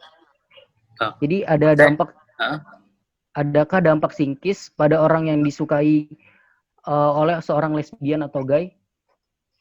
Dan orang yang disukainya ini normal, Dok? Iya, kalau dia normal ya seharusnya tidak ada dampak psikis apa-apa. Harusnya tidak senang dong. Harusnya tidak suka. Dampak psikis, pertanyaannya saya agak ambigu ya. Dampak psikis orang normal disukai orang LGBT. Harusnya tidak suka. Kalau secara dia punya akidah, secara dia punya pemikiran bahwa disukai itu, disukai itu ada koridornya. Kita menyukai seseorang, ternyata udah pasangan orang juga tidak boleh. Meskipun beda jenis. Contoh ya, seperti itu. Nah, kalau pertanyaannya, gimana dok dampak psikisnya seseorang yang orang normal loh ya, normal disukai seseorang yang LGBT, ya tidak nyaman lah. Disukai sama orang yang dalam koridor yang saya jelaskan tadi, forward, itu bagian dari kelainan atau gangguan jiwa. Nyaman nggak kita? Nggak nyaman. Harusnya seperti itu. Dampak psikisnya ya tidak nyaman. Buat apa? Ya, pemikirannya seperti itu. Kenapa mungkin saya terkesan garis agak keras? Karena ini suatu yang urgent untuk segera diatasi, terutama generasi muda. Kadang lupa bahwa kalian akan mencetak suatu generasi yang belum menikah nih dan belum punya anak, mungkin masih berpikir bahwa ini suatu hal yang dihadapi bersama-sama. Tapi kelak kalian menjadi ibu dan bapak, para pemirsa di Zoom ini yang belum menikah ya, pasti pemikirannya jauh lebih panjang mengenai LGBT ini. Bagaimana kalau pengaruhnya semakin kuat nanti di anak kita? Bagaimana pengaruhnya, dampak buruknya LGBT ini di generasi ke depannya? Mungkin itu yang menjadi koridor. Jadi kenapa saya bilang, kembali lagi ke pertanyaan, ya harusnya tidak suka. Ya harusnya tidak menyenangkan. Kenapa harus suka? Pikirnya seperti itu. Ya, silahkan moderator. Terima kasih banyak dok. Selanjutnya, apakah Ustadz sudah bisa bergabung kembali, Ustadz? Ya sudah. Ya mohon maaf. Sudah bisa. Ya, insya Allah. Iya Ustadz, tidak apa-apa Ustadz. Bagaimana? Iya Ustadz, lanjut ke pertanyaan berikutnya Ustadz. Ya. Jadi untuk dari saudara Afriska Rahmawati, benar bagaimana ya pencegahannya? Soalnya adik saya juga pernah dapat kasus di asrama. Adik saya bahkan pelakunya musyrif sendiri. Ya. Ya. Ini Ustadz, Afwan Ustadz, ini pertanyaan yang sebelumnya tadi udah sempat dijawab. Izin ke pertanyaan selanjutnya Ustadz. Jadi izin bertanya Pak Ustadz, kita sebagai Muslim tentu wajib menyebarkan kebaikan dan kebenaran jika ada yang menyimpang, termasuk LGBT ini. Ketika saya melihat beberapa orang yang menyampaikan kebenaran tersebut, benteng yang sering digunakan oleh anggota komunitas LGBT ini adalah, kami tidak mengganggu kehidupanmu, biarlah kami berekspresi, kami punya hak untuk mencintai siapapun dan mengubah apapun di tubuh kami selama kami tidak mengganggu masyarakat. Nah, yang saya ingin tanyakan adalah metode apa yang paling baik untuk menyampaikan pesan dan meluruskan perilaku LGBT di masyarakat ini sebelum terlambat? Iya, betul. Jadi laksana seperti ada orang yang sedang naik kapal bareng sama kita. Naik kapal bareng sama kita, kemudian orang tersebut membocori kata yang kemudian kita yang di atas bilang, tolong jangan lakukan itu, kita dalam bersama. Kemudian orang yang Afwan Ustaz, suaranya agak gimana? Iya, Ustaz, udah terdengar Ustaz. Ya, ya.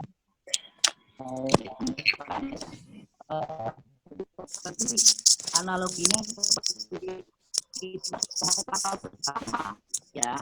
Kemudian naik kapal bersama, ada orang-orang di bawah kapal membuat lubang yang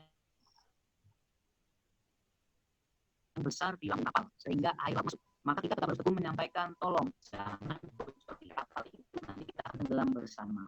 Kalau orang itu menyampaikan, aku tidak mengganggu kamu, ini tidak logis, ya. Tidak logis karena apa sebenarnya? Ini akan bisa merusak sosial kita bersama, ya. Seperti Pak Dr. Wijaya sampaikan, bagaimana nanti kalau jumlah itu bertambah, bagaimana kesehatan seksual masyarakat, bagaimana keberlanjutan keturunan manusia, itu kan ada sulit, ya.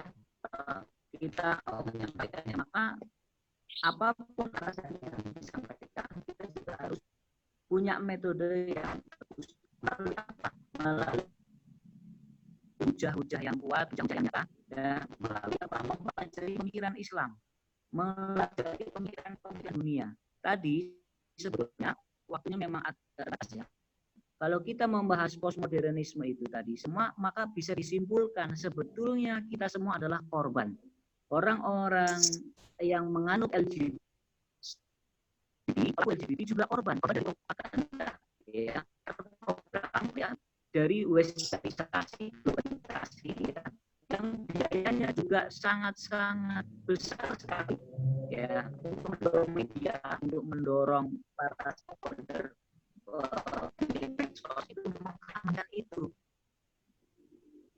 Jadi kerusakan sosial, kerusakan kesehatan psikis orang per orang, kerusakan jiwa dan sebagainya. Maka teman-teman sekalian, ketika kita menjelaskan bahwa Anda adalah korban juga, ya, akan ada efek tidak baik dan efek merugikan kepada Anda.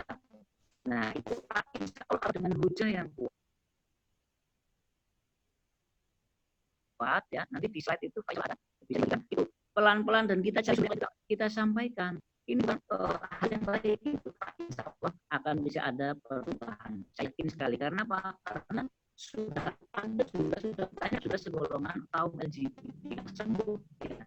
Di Malaysia sudah ada program, ya, ada program di mana masyarakat dan bekerja sama secara persuasif, bijaksana mengajak serta orang-orang penganut LGBT untuk kembali ke jalan kebenaran, ya. Jadi menurut saya bagaimana caranya, metodenya kita akan cari terus, kita akan variasi terus, tapi segala sesuatu cara dan variasi harus yang tepat, keilmuan yang tepat, sejarahnya kita buka, bagaimana proses seperti budaya masyarakat konsumerisme, terlalu banyak iklan-iklan di televisi, ya. Segala sesuatu yang akhirnya bisa menjadi sangat penting, ya. Kalau Yosef Boker di propagandanya Nazi menyampaikan akan menentukan ya, kalau disiarkan secara berulang-ulang terus menjadi kebenaran, maka harus dikasih informasi tentang bahwa LGBT ini adalah tidak baik ya, dan harus kita cari solusinya, harus kita harus lebih banyak daripada propaganda LGBT itu. Dan ini kalau ini menguasai masyarakat, kuasai wacananya ya, wacananya ya, maka sering-sering menulis tentang ketidakbaikan LGBT, sering-sering ada diskusi semacam, tapi sekarang ada kegiatan kelebihan dan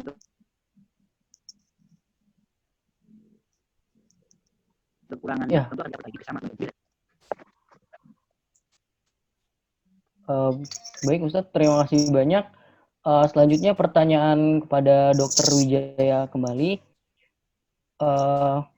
Dok, punten bagaimana tentang hubungan bromance sesama pria yang sangat dekat tapi tidak ada hasrat seksual di dalamnya? Apakah bisa berkembang menjadi kecenderungan gay? Terima kasih. Baik, saya jawab ya. Bromance itu pemahamannya bisa sangat banyak. Bromance itu yang mana yang dia ingin, yang ditanyakan oleh penanya ini yang seperti apa? Teman curhat atau bagaimana? Atau seseorang yang dekat tetapi tidak ada apa istilahnya, ketertarikan seksual. Saya tidak paham dengan istilah bromance dan saya tidak setuju dengan istilah bromance. Brother, saya nggak tahu singkatan yang sebenarnya ya. Saya hanya menilai bromance itu brother romance atau bro dan romance mungkin. Saya tidak paham itu, tapi yang jelas dalam kapasitas kita punya sahabat boleh. Tapi kalau istilahnya mengarah pada sesuatu, istilah bromance ini diakomodir dengan istilah LGBT nantinya, saya sangat tidak setuju. Kalau memang tidak ada ketertarikan seksual, ya kenapa harus berdua-duaan? Berbanyak, bertiga, berempat kan tidak masalah. Jangan berdua-duaan, meskipun sama jenisnya. Untuk apa? Untuk bercerita. Supaya lebih apa gitu. Jadi kalau pada koridor tentang bromance itu sendiri saya tidak kenal. Kalau itu bromance itu nanti mengarahkan pada ke LGBT, saya kurang setuju. Jangan dipakai istilah bromance tersebut. Tapi kalau dua orang dekat sebagai sahabat, monggo. Sesama jenis pun monggo. Dekat sebagai sahabat, ya. Karena maknanya akan berbeda dengan pengertian bromance. Ya, itu ya moderator ya. Iya, baik Ustadz.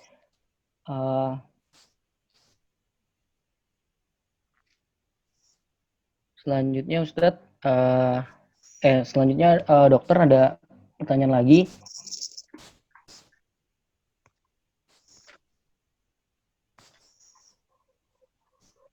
Dok dan panitia, perkenalkan saya Nur dari FK Unpad. Ingin bertanya, bila pasien masih dalam keadaan egosintonik, kira-kira pendekatan apa yang bisa kita lakukan? Pasien, kalau gini, kalau seseorang sebagai egonya sintonik, tidak dikatakan sebagai pasien. Kita tahu sintonik sama distonik itu melalui proses wawancara. Orang kalau nyaman dengan gangguan jiwanya LGBT ini, dia tidak akan membutuhkan bantuan. Atau mungkin mereka menolak, saya sehat-sehat saja, saya baik-baik saja dengan LGBT saya. Biasanya itu yang disebut sintonik. Bagaimana kita menolong mereka? Kita tidak bisa memberikan pertolongan yang mendalam seperti seorang dalam tanda kutip pasien yang memiliki ego distonik. Pasien yang masih sintonik akan lebih susah. Kalau pendekatan akan menyadarkan mereka akan lebih susah lagi. Pendekatan yang diberikan biasanya sifatnya kognitif, membantu memberikan informasi yang benar. Tapi untuk ke tahap psikoterapi yang lebih mendalam lagi akan susah, karena egonya masih sintonik. Saya nyaman dengan pasangan saya yang bersama jenis itu. Atau mungkin seorang, kalau transgender sudah susah ya, sama persis dengan penjelasan Ustadz tadi, kalau transgender itu kalau sudah mengganti kelamin parameternya. Tapi kalau belum mengganti kelamin, ya arahnya kalau nggak di homoseksual atau lesbian. Gitu. Begitu moderator. Baik dok, terima kasih banyak atas penjelasannya. Selanjutnya dok, ada pertanyaan lagi dok dari Konita Rahmadiana. Izin bertanya dokter, berkenaan dengan Ya. ego distonik, bagaimana sebaiknya kita menyikapi bila ada rekanan yang mengalami gejala maupun mengakui bahwa dirinya LGBT? Apakah sebaiknya kita berikan respon yang menekan agar egonya menjadi distonik dan menjadi mudah diterapi? Terima kasih banyak dokter. Kalau kita ada rekan egonya udah distonik, bawa ke profesional. Bawalah bantu teman kita untuk ke profesional. Tentunya profesional yang seperti apa, bisa ke psikolog, bisa ke psikiater, kemudian mendekatkan kembali kepada akidah yang baik yang tadi dijelaskan sama Ustadz tadi. Jadi yang sehat mental, sehat fisik, sehat spiritual. Dibawa rekan saudara yang egonya distonik terhadap kelainan LGBT yang dialami ke psikolog, monggo, ke psikiater juga bisa. Mungkin seperti itu, moderator. Baik, terima kasih banyak dokter atas pertanyaannya, atas jawabannya pada kesempatan kali ini. Mungkin karena waktu juga terbatas, dokter dan juga Ustadz, kita cukupkan sampai pada pertanyaan tadi yang terakhir. Mungkin mohon maaf bila banyak sekali pertanyaan-pertanyaan yang belum bisa kami akomodir. Seperti itu. Nah, mungkin alhamdulillah kita sudah mencapai di penghujung acara diskusi. Semoga ini bisa menambah ilmu kita semua. Nah, Amin. kami ucapkan terima kasih banyak kepada Dr. Wijaya dan Ustadz Rosnandia Wiguna atas materi pada hari ini. Mungkin sedikit penyampaian dari saya. Mungkin bisa jadi hari ini negara kita seperti ini. Karena mungkin orang-orang baik yang ada di negara ini atau orang-orang yang berilmu hanya diam. Maka lakukanlah sekecil apapun kontribusi teman-teman. Mungkin sekian. Jangan lupa untuk subscribe YouTube dari Iman Imun Official dan juga follow IG Iman Imun Official untuk mengikuti acara-acara dari Iman Imun Official. Mungkin sekian. Terima kasih banyak. Terima kasih banyak pada peserta. Wassalamualaikum warahmatullahi wabarakatuh.